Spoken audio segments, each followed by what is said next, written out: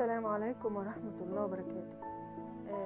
المقادير بتاعة الكيكة بتاعة النهاردة عبارة عن 3 بيضات، كوباية من السكر، كوباية الا ربع من اللبن، ونص كوباية من الزيت، والدقيق ان شاء الله من 2 لكوبايتين ونص، وطبعا الفانيليا او البيكنج باودر.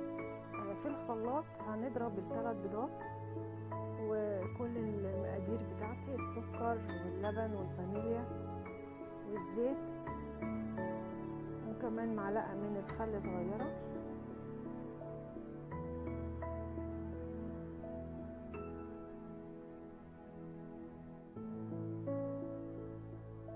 هنحط كل المقادير مع بعض في الخلاط.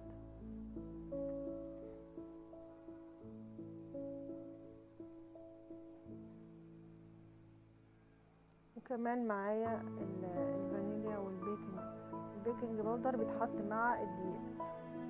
دلوقتي انا هحط بشر من البرتقال، معلقة كده، وكله طبعا هنضربه في الخلاط. ميزة الضرب في الخلاط ان بيخلي البيض يبقى هش والسكر يدوب كويس. الموضوع بسيط وسريعة جدا، وكيكة طعمها جميل ولذيذة قوي وهتعجبكم ان شاء الله. اول كوباية من الدقيق هبتدي انزلها كده وانخلها كويس.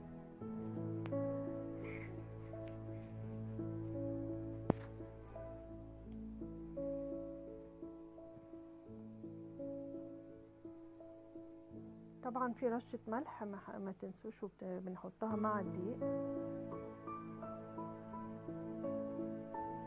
هبتدي انخله واحدة واحدة. الكوباية التانية،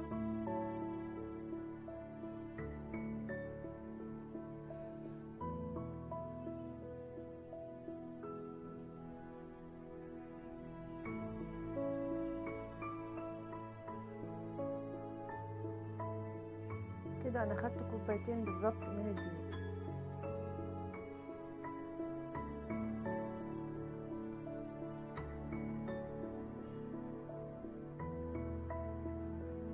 انا هنا معايا صينيه مدهونه بالزبده ومرشوشه دقيق، وطبعا الفرن بيكون شغال من بدري، يعني من اول ما ابتديت اعمل الكيكه وانا مولعه الفرن. خلاص كده تقريبا العجينه بتاعت الكيكه كده اتعملت تمام،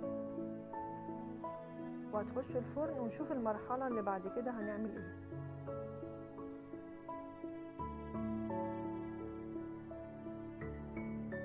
هنبتدي نعمل الكريمه او الصوص اللي هنحطه على الوش، وهو عباره عن 3 كوبايات من عصير البرتقال، ومعايا معلقتين كبار من النشا، وكمان 3 معالق كبار من السكر. ببتدي احطهم على النار كلهم مع بعض،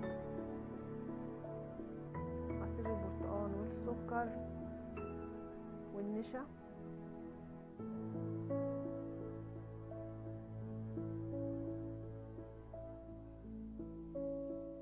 وابتدي بقى اقلبهم كويس جدا. لازم الاول ندوب على البارد، النشا يتقلب على البارد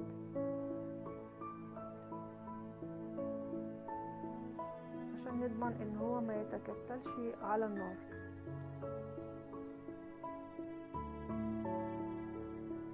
دلوقتي انا هحطها على الحرارة او لحد ما يبتدي يتقل القوام، وهنشوف هتطلع معانا عاملة ازاي. زي ما انتم شايفين ده القوام اللي انا محتاجاه. طبعا هسيبها تبرد كويس، وكمان الكيكه بردت معايا. هبتدي انزل بالصوص البرتقال دوت على الوش. الكيكه جميله قوي، وبصراحه جربوها هتعجبكم جدا جدا. الطعم مهلبيه البرتقال دي روعه.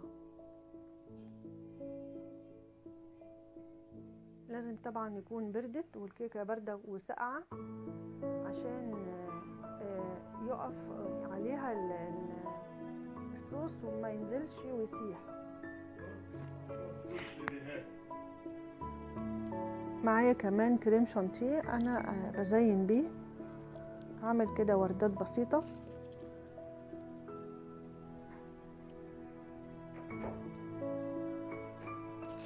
كريم شانتيه عادي اللي بنعمله للتورته.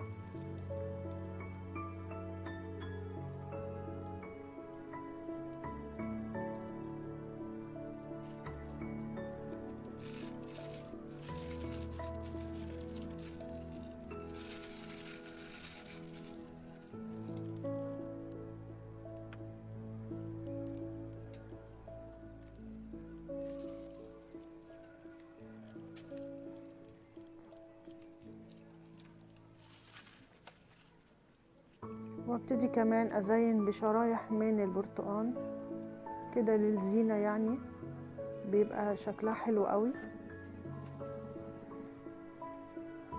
طريقة جديدة لكيكة البرتقال بالصوص البرتقال يعني التركية التحفة بصراحة، هتعجبكم قوي وجديدة وجميلة.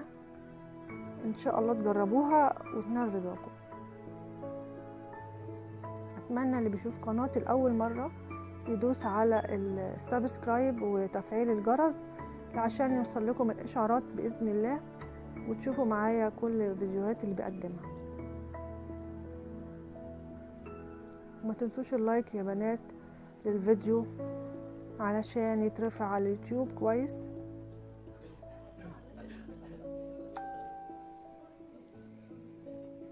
وده كان شكلها مرتفعة وعالية، وطعم البرتقال روعة، هيعجبكم قوي، تحفة والله، جميلة قوي.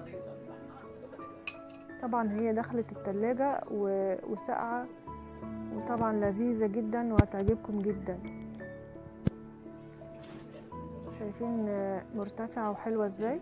انا هوريكم من الجنب، هنلفها الناحية التانية عشان تبان. شايفين الارتفاع حلو قوي. الحمد لله، اتمنى يا رب ان هي تعجبكم، والسلام عليكم ورحمة الله وبركاته.